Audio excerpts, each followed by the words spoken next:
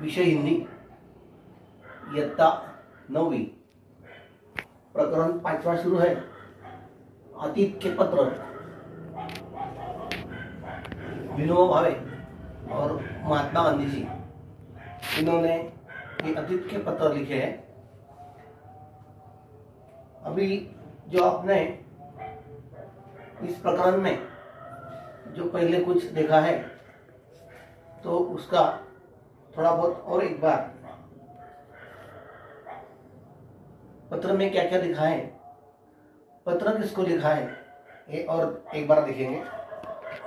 महात्मा गांधी जी का आश्रम है। आश्रम के नियम बहुत कड़क है। उसी आश्रम में श्री विनोबा जी भावे वहाँ पे शिष्य है। तबीयत खराब होने के कारण वो अपने घर महाबलेश्वर के पास वही शहर में रहते थे। तबीयत ठीक नहीं होने के कारण अपने घर गए थे।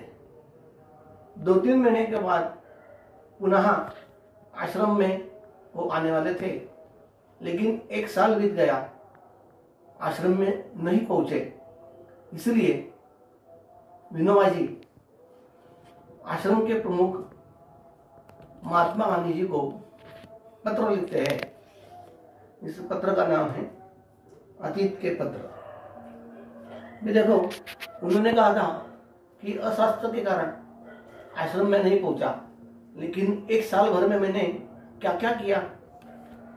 तो उन्होंने बताया था कि प्रकृति सुधारने के लिए हर रोज 10-12 मील मैं घूमता हूं, 6 से 8 शेर अनाज पीसता हूं, 300 सूर्य नमस्कार निकालता हूं, और यह मेरा व्यायाम। ये रोज का कार्यक्रम। इसी के साथ साल भर में क्या किया, तो गीता का वर्ग चलाया, ज्ञानेश्वरी का अध्याय पढ़ाया, उपनिषद विद्यार्थियों को पढ़ाया, हिंदी का प्रसार प्रचार किया, अंग्रेजी भी सिखाया विद्यार्थियों को। कम से कम 400 मील पैदल चले और ऐतिहासिक किले को उन्होंने भेंट दी। गीता का प्रवचन किया, और जो विद्यार्थी मंडल नाम की संस्था है, उस संस्था में 15 विद्यार्थियों के साथ उन्होंने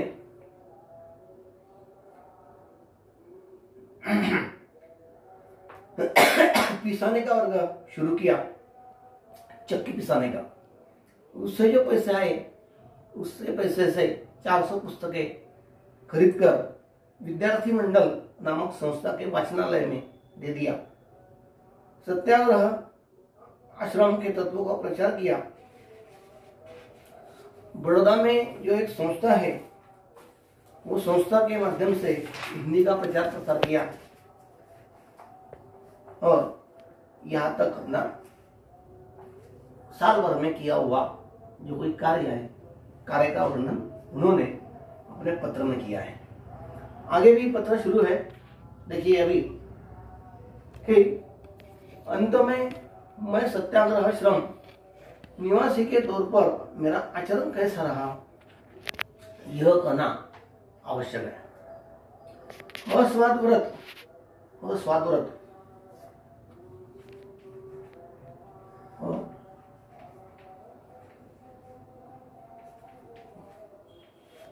स्वाद, स्वाद यानी अच्छा अच्छा खाना, लेकिन उनका जो व्रत है वो स्वाद व्रत है। अभी देखो, अस्वाद व्रत यानी क्या। इस विषय पर भोजन संबंधी प्रकरण में ऊपर लिखा चुका हूं कि मैंने नमक अभी नहीं खाता हूं, मसालेदार पदार्थ पूरे आयुष्य भर जीवन में नहीं खाऊंगा। अपरिग्रह,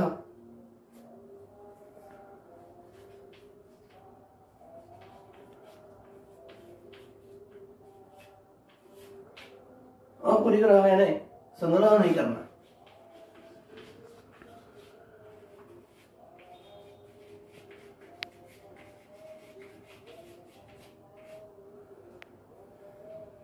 अपरिग्रह यानी संग्रह नहीं करना,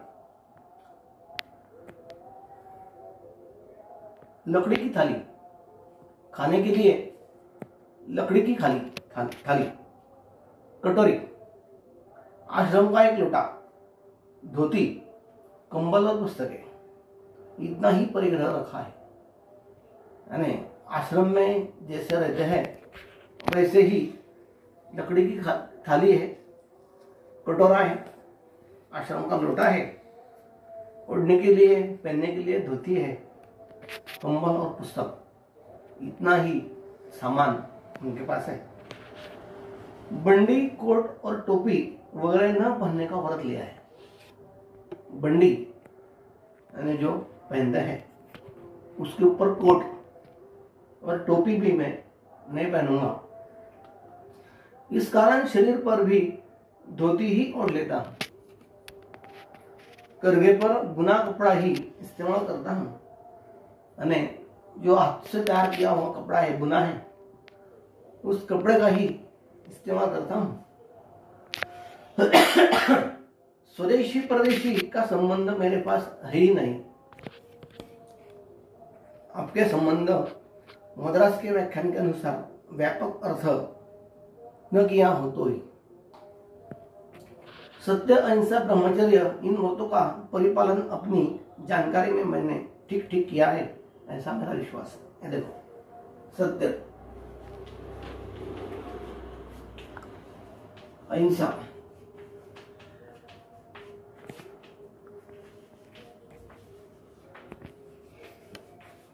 ब्रह्मचर्य, ये जो 3 व्रत है, 3 व्रत का पालन मैं करता हूं, मुझे विश्वास है, ऐसे कह रहे हैं। पहला है सत्य, यानी पूरे जिंदगी भर सत्य ही बोलूंगा, सत्य के सिवा कुछ नहीं। अहिंसा यानी किसी को भी दुख नहीं दूंगा, किसी का मन या शरीर को नहीं दुखाना है, किसी को मारना नहीं है, किसी को बोलना नहीं है, इसको बोलते हैं अहिंसा। हिंसा नहीं करूंगा। और ब्रह्मचर्य, पूरे जिंदगी भर शादी नहीं करूंगा। ऐसे इनके 3 व्रत है, सत्य, अहिंसा, ब्रह्मचर्य। उसका परिपालन मैं ठीक सीख से कर रहा हूं। अधिक क्या कहूं, जब भी सपने आते हैं तब मन में एक ही विचार आता है, क्या ईश्वर मुझसे कोई सेवा लेगा? मैं पूर्ण श्रद्धा से इतना कह सकता हूं कि आश्रम के नियमों के अनुसार मैं आचरण रखता हूं। कौन में लिखा है, एक को छोड़कर। आश्रम के जो नियम है, सिर्फ उसका एक का त्याग करके बाकी सब नियम मैं आचरण में करता हूं। यानी मैं आश्रम का ही हूं, आश्रम मेरा साध्य है। जिस एक बात की कमी है, मैंने उल्लेख किया है कि वो है अपना भोजन। कौन में लिखा है, यानी भाकरी स्वयं बनाना। मैंने इसका प्रयत्न किया, पर प्रवास में यह संभव न हो सका। आश्रम का नियम ऐसा है कि खुद का भोजन खुद ही करना है, तैयार करना है, उसको खाना है। लेकिन जब मैं प्रवास करता हूं, तो प्रवास में खुद की भाकरी भोजन मैं बना नहीं सकता हूं। इसलिए सिर्फ एक आश्रम का नियम छोड़कर बाकी सब नियमों का आचरण मेरे से होता है, वैसे वो बोल रहे हैं। सत्याग्रह का यह दूसरा कोई सवाल पैदा हो तो मैं तुरंत ही पहुंच जाऊंगा। महात्मा गांधी अलग अलग प्रकार के सत्याग्रह करते थे। यहाँ पे रेल रोको सत्याग्रह होने वाला था। जब भी उसका कुछ संदेश आ जाएगा तो मैं आ जाऊंगा। इधर आश्रम में क्या फेरफार हुए हैं तथा कितने विद्यार्थी है, राष्ट्रीय शिक्षा की योजना क्या है, तथा मुझे अपने आहार में क्या परिवर्तन करना चाहिए, यह जानने की मेरी प्रबल इच्छा है। घर पर रहते ही आश्रम के बारे में जानकारी लेना वो उचित समझते हैं। आश्रम में कितने विद्यार्थी है, विद्यार्थी क्या कर रहे हैं, अभी क्या करना है, राष्ट्रीय शिक्षा की योजना क्या है, मेरा कुछ परिवर्तन अच्छा है या नहीं है, उसमें कुछ दुरुस्त करना है क्या, ऐसी प्रबल इच्छा वो पत्र में प्रकट करते हैं। आप स्वयं मुझे पत्र लिखे, ऐसा विनोबा का आपको पितृतुल्य समझने वाले आपके पुत्र का आग्रह है। मैं 2-4 दिन में ही यह गांव छोड़ दूंगा। विनोबा के प्रणाम। यहाँ पे पत्र खत्म हुआ है। इतना बड़ा पत्र विनोबा जी अपने गुरु महात्मा गांधी जी को लिखते हैं। अभी आगे यह पत्र उनको मिला, महात्मा गांधी ने पत्र पढ़ा, उसके बाद उस पत्र का जवाब उत्तर आगे दिया है। अगले जो अपना पीरियड है उस पीरियड में हम उसका पत्र का जवाब देखेंगे। धन्यवाद।